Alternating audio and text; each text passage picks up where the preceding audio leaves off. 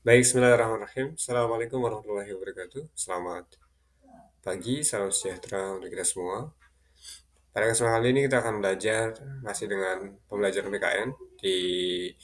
Kalau kemarin kita bahas tentang BPPKI, nah sekarang kita akan bahas tentang perumusan dasar negara. Ya.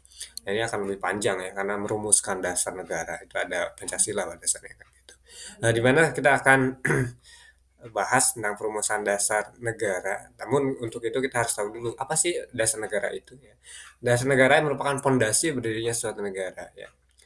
Eh, Apa namanya, dasar negara ini bisa jadi acuan ya, tadi kemarin waktu saya sampaikan juga, atau enggak pedoman ya, atau enggak pondasi ya. Kalau pondasi itu kalau kita buat rumah ya, membuat bangunan tanpanya ada apa namanya, pondasi, jadi enggak, kira-kira enggak jadi ya. Nah, makanya acuannya itu adalah yaitu eh, pondasinya gitu ya. Kalau pondasinya kokoh, bagus ya, maka negara juga akan solid, akan kuat gitu.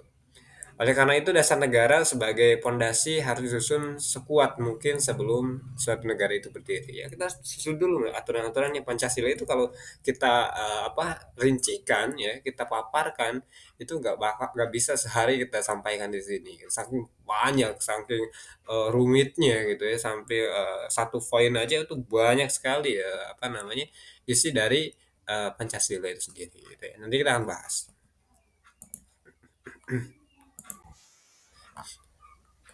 Nah, Ketua BPPKI Dr. KRT Rajiman Wijodiningrat pada pidatonya awal sidang pertama nih ya, menyatakan bahwa untuk mendirikan Indonesia merdeka diperlukan satu dasar negara ya. Indonesia merdeka diperlukan suatu dasar negara. Untuk menjawab permintaan Ketua BPPKI, beberapa tokoh pendiri negara mengusulkan rumusan dasar negara. Rumusan yang diusulkan memiliki perbedaan-perbedaan tentunya ya. Apa namanya ya, menjadi apa namanya menjadi bumbu penyedap kan gitu ya. Karena kan perbedaan-perbedaan akan disatukan nantinya seperti itu kira-kira. Nah, tentunya mengusulkan rumusan dasar negara. Rumusan yang diusulkan memiliki perbedaan-perbedaan yang lain ya dari yang lain gitu. Namun demikian rumusan-rumusan tersebut memiliki persamaan dari segi materi dan semangat yang menjiwainya. Pandangan para pendiri negara tentang rumusan dasar negara disampaikan berdasarkan sejarah perjuangan bangsa dan dengan melihat pengalaman bangsa lain. Meskipun diilhami oleh gagasan-gagasan besar dunia, tetapi tetap berakar pada kepribadian dan gagasan besar dari bangsa Indonesia. Oke, usulan dasar Indonesia merdeka dalam sidang pertama BPPKI secara berurutan dikemukakan oleh Muhammad Yamin ya.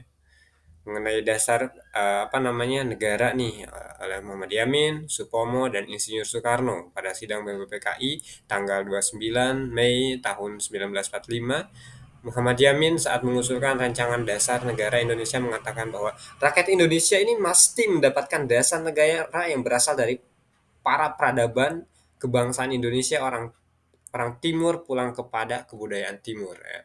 Jadi orang luar ya balik lagi ke luar ya. Jadi Indonesia ini harus punya kebudayaannya Indonesia asli gitu. Jadi jangan sampai kita ngambil, ada orang datang ya, apa namanya, kita terpengaruhi dan seterusnya gitu. Kita harus punya patokan gitu, dasar negaranya gitu ya. Jadi misalnya ada orang datang ke Indonesia, kita udah ada aturannya gitu loh. Misal dari Pancasila satu aja, satu apa namanya, ketuhanan yang Maha Esa gitu ya.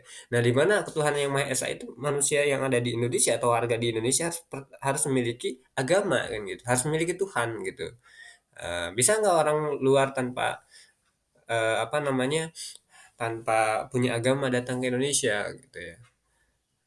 Nah, untuk sejauh ini bisa aja karena kan dia bukan orang asli Indonesia, tapi kalau orang asli Indonesia dan memang diwajibkan siapapun itu masuk ke Indonesia itu harus beragama atau bertuhan gitu.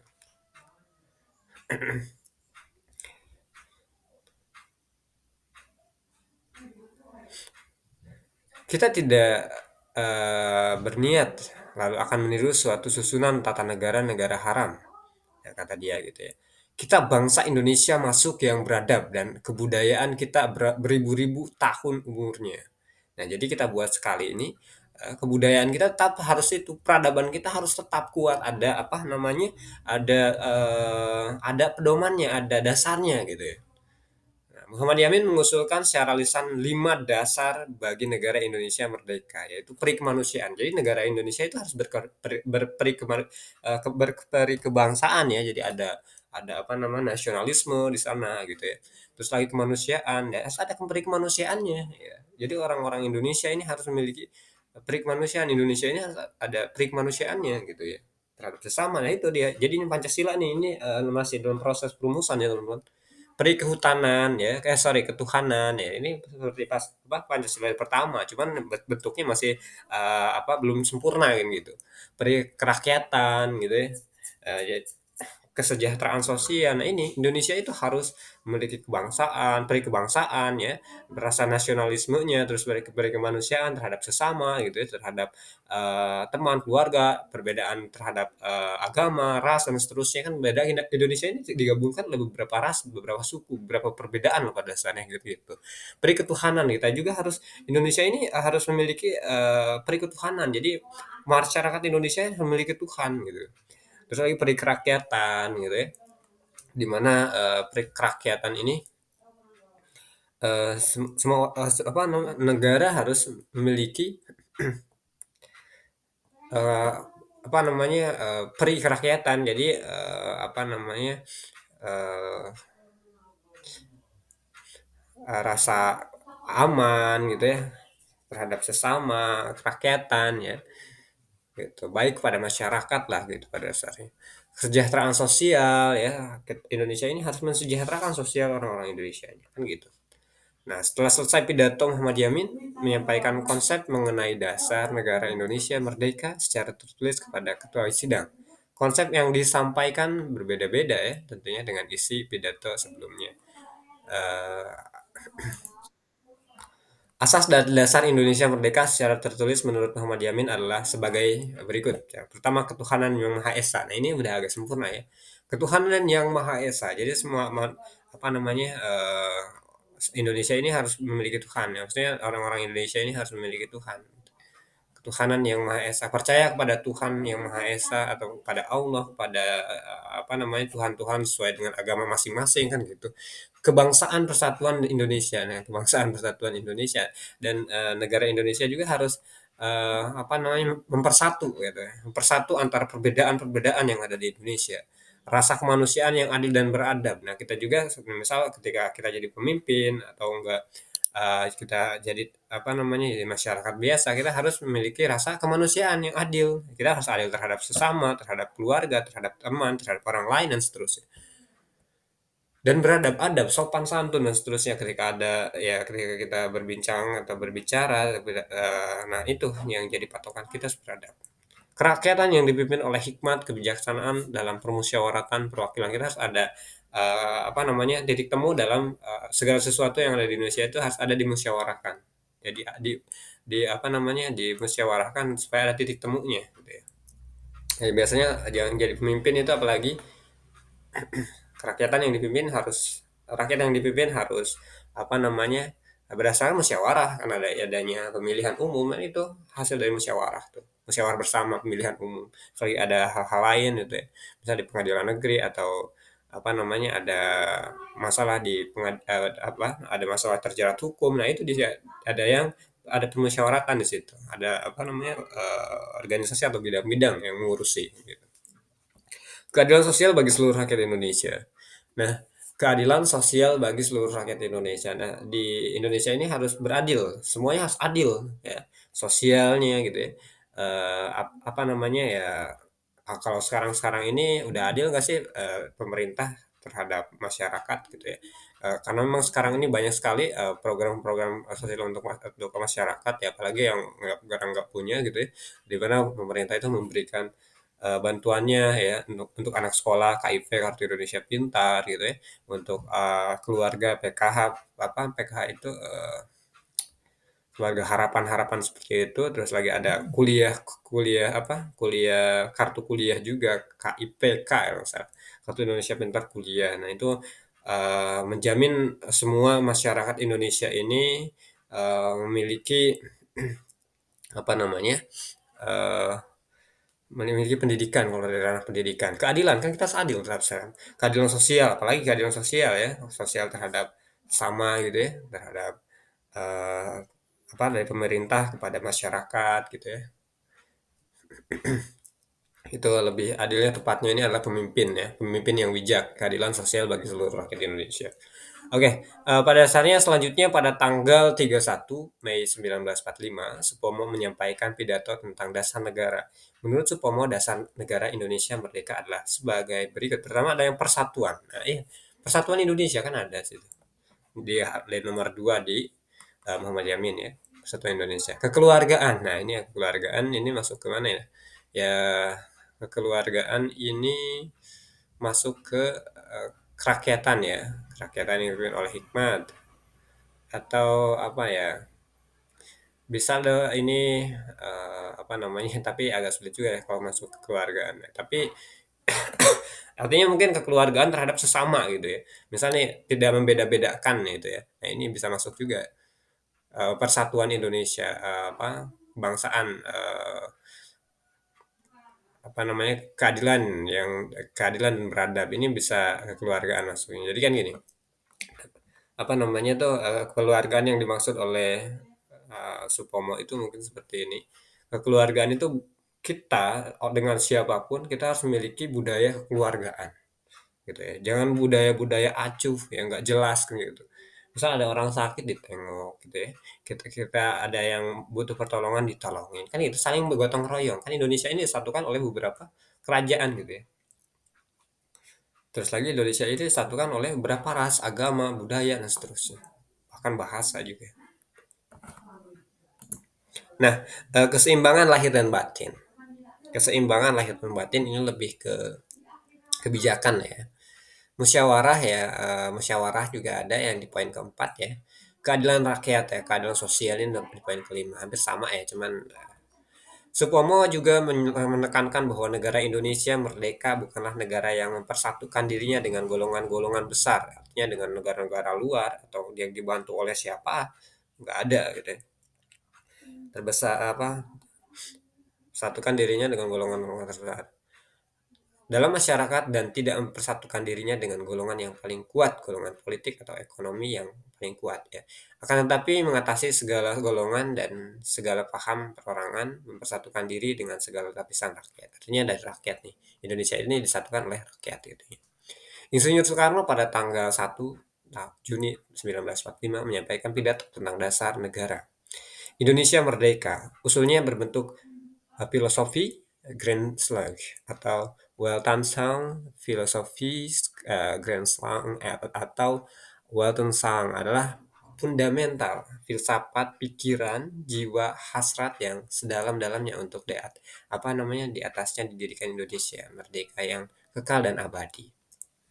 Negara Indonesia yang kekal abadi itu dasarnya adalah Pancasila ya. Jadi supaya negara ini kuat, kukuh ya, apa namanya, eee, apa namanya, menjadi tupunan, jadi dasar negara ya, adalah Pancasila. Dasarnya adalah supaya negara ini kekal, absolut, abadi, dasarnya adalah Pancasila. Panutannya adalah Pancasila. Kan gitu. Rumusan dasar negara yang disatukan oleh, apa namanya, rumusannya adalah kebangsaan Indonesia, internasionalisme, dan pri kemanusiaan, mufakat dan demokrasi. Ya Indonesia ini kan disatukan oleh rakyat, jadi harus ada mufakat dan demokrasinya. Seperti tadi kesejahteraan sosial, ya. Jadi di poin keempat juga sama ketuhanan yang ini poin kelima harusnya ketuhanan yang berkebudayaan ya. Jadi ketuhanan yang berkebudayaan. Oke, kita next ya. Nah, kita lanjut tentang Insinyur Soekarno ini agak panjang ya, karena ini cerita lah ya, kita harus sedikit banyaknya kita ceritakan. Insinyur Soekarno dalam sidang menyampaikan bahwa kelima dasar negara tersebut bukan dinamakan Pancadharma atau petunjuk seorang teman ahli bahasa. Rumusan dasar negara tersebut dinamakan Pancasila, artinya atas dasar atau di atas kelima dasar itulah dirinya negara Indonesia yang kekal dan abadi. Jadi di atas lima tadi, apa namanya, sila tadi, atau dasar tadi, 5 poin tadi gitu ya. Nah itu di atasnya adalah negara gitu ya. Jadi pondasinya adalah Pancasila kan gitu ya.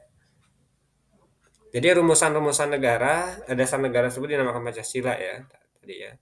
Eee, artinya asas atau dasar dan di atas kelima dasar itulah mendirikan negara Indonesia yang kekal dan abadi. Ya, jadi apa namanya, pondasinya itu adalah Pancasila 5 poin tadi gitu ya. Diskusikan, oke.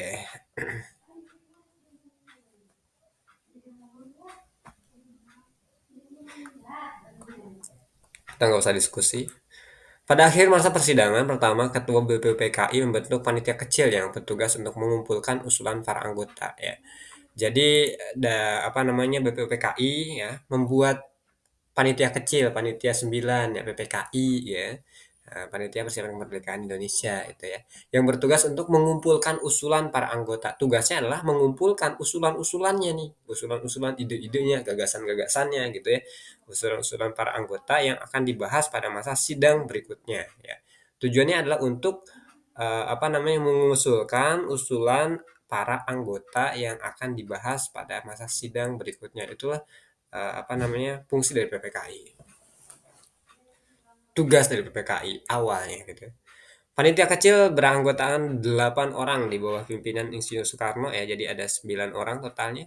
Dengan anggota terdiri dari Ki Bagus Hadikusumo, Kiai Haji Wahid Hasim, Muhammad Yamin, Sutarjo Karto Hadi Kusumo, Ahmad Ramis, Otto, Iskandar Dinata, dan Dr. Andes Muhammad Hatta gitu ya. Panitia kecil mengadakan pertemuan untuk mengumpulkan dan memeriksa usul-usul menyangkut beberapa masalah ya, yaitu Indonesia Merdeka itu ya. Usul-usul yang telah dikumpulkan dimasukkan ke dalam beberapa golongan, yaitu golongan usul yang minta Indonesia merdeka selekas-lekasnya secepat-cepatnya, golongan golongan usul yang mengusulkan dasar, ada juga itu apa namanya, golongan usul yang mengenai dasar, ada yang mengusulkan nih dasar gitu ya, mengenai dasarnya gitu. Golongan usul yang mengenai soal antikasi dan federasi, golongan usul yang mengenai bentuk negara dan kepala negara, 5 golongan usul yang mengenai warga negara, 6 golongan usul yang mengenai daerah ya. Daerah, 7 golongan usul yang mengenai soal agama dan negara. Golongan usul yang mengenai pembelaan ya, dan terakhir adalah ke-9 golongan usul yang mengenai soal keuangan ya. Nah, ini risalah sidang BPPKI. Nah, ini PPKI ya. Jadi BPKI itu dibentuk oleh BPPKI. Tugasnya adalah mengumpulkan usulan para anggota yang akan dibahas gitu ya. Mengusulkan mengumpulkan usulan, hanya usulan saja gitu. Usulan-usulan itu apa saja sih tadi? Ya, kan ada beberapa golongan tuh. Ya, yang golongan usul yang meminta Indonesia gitu ya. Yang pertama usul yang meminta Indonesia merdeka selekas-lekasnya cepat-cepatnya nih. Karena kan kita dijajah oleh udah lama ya. Capek juga kita harus merdeka gitu. Usul mengenai dasar negara. Dasar negaranya apa nih? Pancasila, undang-undang gitu ya. Golongan usul yang mengenai antikasi dan federasi gitu. Nah, siapa nih usul yang mengenai apa namanya? Bukan siapa. Mengenai soal antikasi federasi ya. Federasi itu kekuatan, federasi gabungan gitu ya. Usul yang mengenai bentuk negara. Nah, bentuk negaranya bagaimana nih? Apakah republik gitu ya? Apakah mau kerajaan lagi seperti dulu? Karena kan kita digabungkan beberapa kerajaan. Kita bikin kerajaan besar. Apa seperti apa? Ataukah republik? Kita republik itu artinya gabungan ya, kan gitu. Eh, apakah apa mengenai bentuk negara dan kepala negaranya siapa? Apakah mau raja? Apakah mau apa namanya, eh, perdana menteri atau presiden kan gitu? Harus dirumbungkan kan gitu ya. Artinya Indonesia ini presiden kan gitu. Kepala negaranya ya udah presiden tuangkan dalam undang-undang. Usul yang mengenai warga negara. Nah, warga negara ini harus seperti apa kan gitu ya. Eh, warga negara Indonesia ini pertama harus memiliki Tuhan gitu ya. Misal agama, harus beragama di Indonesia misalnya seperti itu. Terus lagi warga negara ini apa namanya? Kita harus kembangkan seperti apa gitu warga negaranya gitu. Usul mengenai warga negara Indonesia. gitu ya. Apakah hanya Islam saja gitu ataukah hanya kulit kulit hitam saja? Enggak, kita berdasarkan beberapa ras, kita perbedaan, kita gabungkan perbedaan-perbedaan itu. Nah, gitu ya. Usulnya mengenai daerah, daerah mana aja nih? Maksudnya daerahnya gimana nih terkait dengan daerah gitu ya. Gitu ya. Kita masukkan ke dalam undang-undang, kita rancangan, kita masukkan ke dalam susunan gitu ya. Daerah-daerah misalkan kita digabungkan oleh beberapa kerajaan. Nah, kerajaan itu, kerajaan A misalnya. Kita kasih nama apa wilayah atau daerah A misalnya kan nggak sampai sekarang ini gitu kan kerajaan Majapahit gitu kan.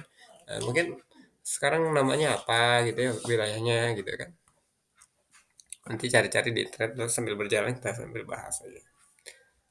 Golongan usul mengenai soal agama dan negara. Nah, agama-agama yang Indonesia itu bagaimana? Apakah cukup Islam saja? Dulu dulu pernah tuh sampai orang-orang non-Islam itu pada keluar. Nah, akhirnya Pancasila itu dirubah menjadi nanti dibahas itu. Menjadi ketuhanan yang Maha Esa. Kan kalau Esa bukan hanya Islam aja. Waktu itu ada Islamnya di situ pemeluk Islam gitu ya. Bagi pemeluk-pemeluk Islam kalau nggak salah. Golongan usul yang mengenai pembelaan dan yang mengenai keuangan. Keuangan kita dari mana nih gitu ya? Apakah dari dana hasil dari ini gitu ya atau hasil dari apa? SDM sumber daya manusia, SDA sumber daya alam maksudnya.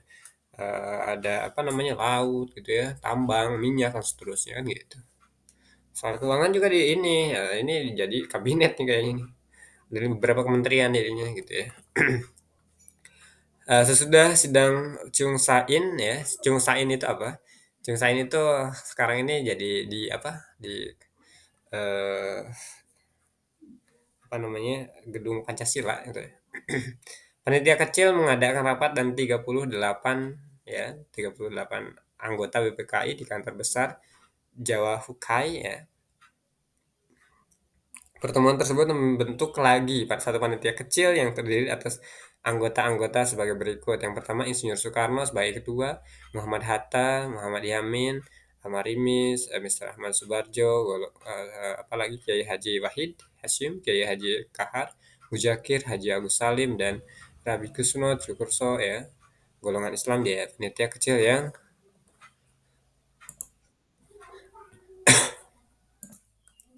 Nah, panitia kecil yang berjumlah 9 orang ini dikenal dengan sebutan Panitia 9 ya, bertugas untuk menyelidiki usul-usul mengenai perumusan dasar negara. Gitu.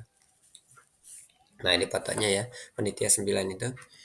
Oke, kita bahas tentang Panitia 9. Panitia 9 mengadakan rapat di rumah kediaman Insinyur Soekarno di Jalan Penggagasan Timur nomor 56 Jakarta. Setelah itu pada tanggal 22 Juni 1945, Panitia 9 telah mencapai satu persetujuan atau kesepakatan tentang rancangan pembukaan hukum dasar Undang-Undang Dasar. Nah, dia udah ada nih apa nama rancangannya. Rapat berlangsung secara alot ya, baik sedikit ya alot itu kalau bahasa Inggris banyak kayaknya itu. Secara alot karena terjadi perbedaan paham antara peserta tentang rumusan dasar negara, terutama soal agama dan negara gitu. Alat itu diam-diam atau sedikit gitu ya. Persetujuan Panitia 9 ini termaktub di dalam satu rancangan pembukaan hukum dasar, Undang-Undang Dasar. Insinyur Soekarno, oleh Insinyur Soekarno, rancangan pembukaan hukum dasar ini diberikan nama Mukaddimah ya, Mukaddimah itu pembukaan. Oleh Mr. Muhammad Yamin dinamakan Piagam Jakarta dan oleh Sukiman Wirjo Sanjojo disebut Gentleman's Agreements ya. 4 pilar kehidupan berbangsa dan bernegara. Tim penyusunnya ini yang Gentleman Agreement gitu. Nah ini ya yang menjadi panitia 9 ya. 8 9 orang kan dari panitia 9 disebutnya gitu ya. Nah, panitia 9. Oke, setelah rapat yang cukup alot, disepakati rumusan konsep dasar negara yang tercantum dalam rancangan Kodimah Hukum Dasar. Pembukaan undang-undang kan gitu.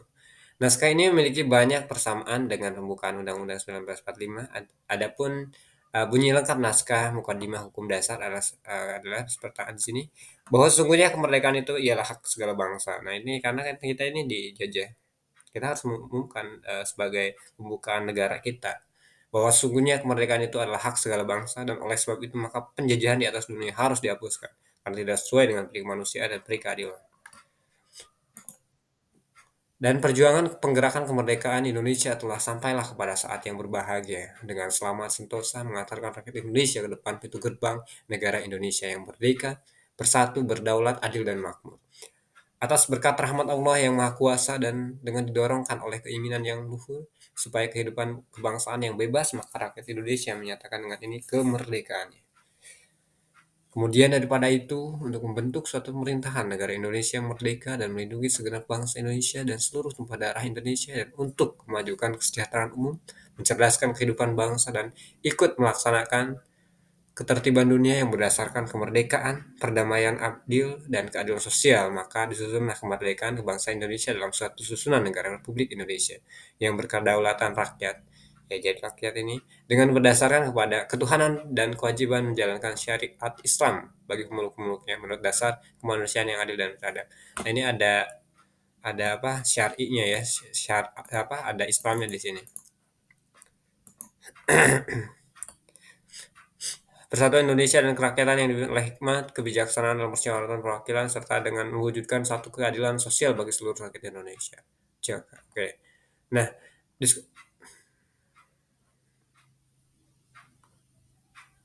yang membedakan adalah adanya ada Islamnya.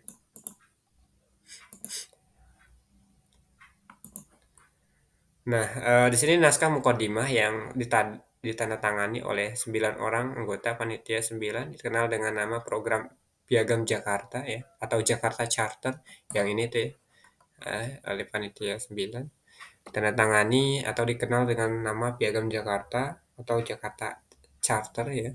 Panitia kecil penyelidik usul-usul berkeyakinan bahwa mukadimah dapat menghubungkan, persatukan paham-paham yang ada di kalangan anggota BPPKI. Selanjutnya naskah mukadimah tersebut dibawa ke sidang kedua BPPKI tanggal 10 sampai 17 Juli 1945. Pada tanggal 14 Juli 1445 mukadimah disepakati oleh BPPKI dalam alinea keempat naskah Piagam Jakarta. Terdapat rumusan dasar negara pertama dari ketuhanan dengan kewajiban menjalankan syariat-syariat Islam bagi pemeluk-pemeluknya. Nah, ini yang diubah ya untuk sekarang ini.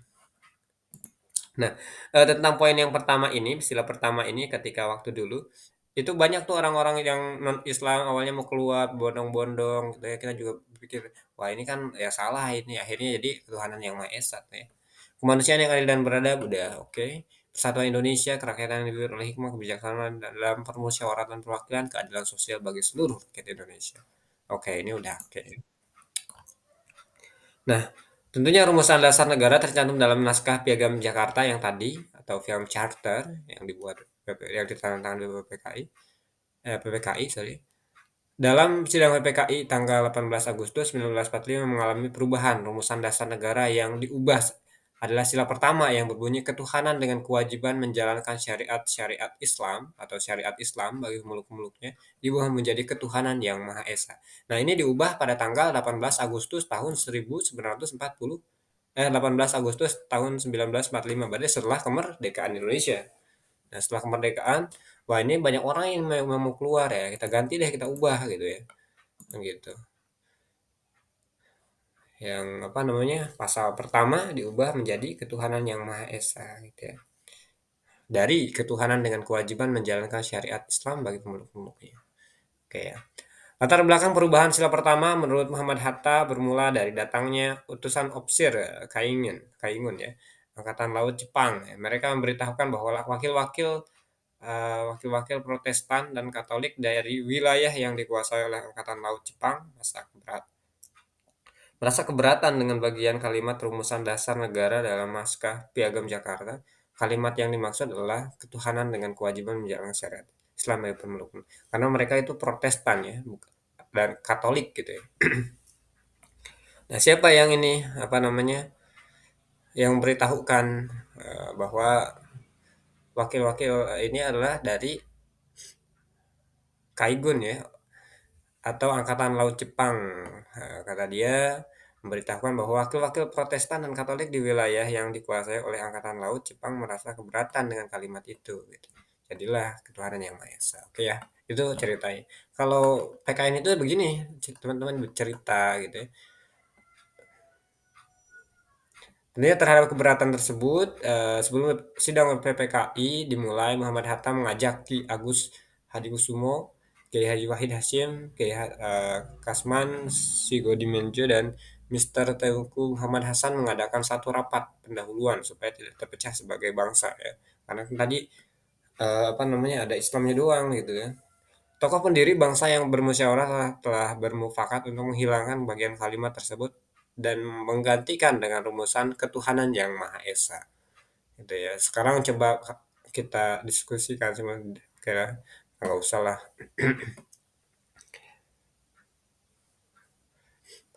Dengan demikian, rumusan dasar negara yang tercantum dalam pembukaan Undang-Undang 1945 yang ditetapkan oleh PPK di tanggal 18 Agustus 1945 adalah sebagai berikut. Nah, ini hasil perubahan ya. Asal awalnya kan tadi ada syariat Islamnya gitu. Jadi ketuhanan yang Maha Esa. Jadi Pancasila ini dari sini udah nggak ada yang diubah lagi. Diubahnya berarti Pancasila itu di tanggal 18 Agustus saja. Itu pun hanya di pasal 1. Oke ya. Ketuhanan yang Maha Esa, kemanusiaan adil dan beradab, persatuan Indonesia, kerakyatan yang dipimpin oleh hikmat dan kebijaksanaan dalam permusyawaratan perwakilan, keadilan sosial bagi seluruh rakyat Indonesia sampai saat ini. Tidak ada yang berubah kan gitu. Ini nggak bisa diubah kekalnya. Udah. Siapapun entah itu presiden sampai bawahnya pun nggak bisa. Presiden sampai masyarakat apa bawah sekalipun itu nggak bisa merubah dari 5 sila ini. Di atasnya ada negara. Ini adalah fondasinya, dasarnya, acuannya. Oke, saya rasa cukup ya untuk nanti kita akan lanjutkan terkait dengan apa namanya penetapan Pancasila sebagai dasar negara. Siapa yang menetapkannya nih, gitu ya. Nah, ada tugas kalau mau di apa namanya diisi silakan. Pendiri negara, pengusul rumusan dasar negara, siapa aja sih, gitu ya.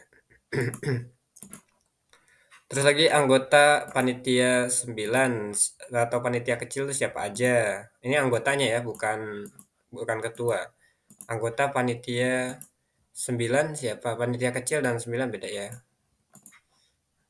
Oke, panitia 9. Terus latar belakang perubahan rumusan dasar negara sila pertama adalah apa nih? Di piagam tadi ya, yang kita bahas ya. Nah, ini dibuatkan ya teman-teman, diisi aja di apa di tulisan, di apa di buku teman-teman ya. Nanti teman-teman isi aja di sini pendiri negara ya.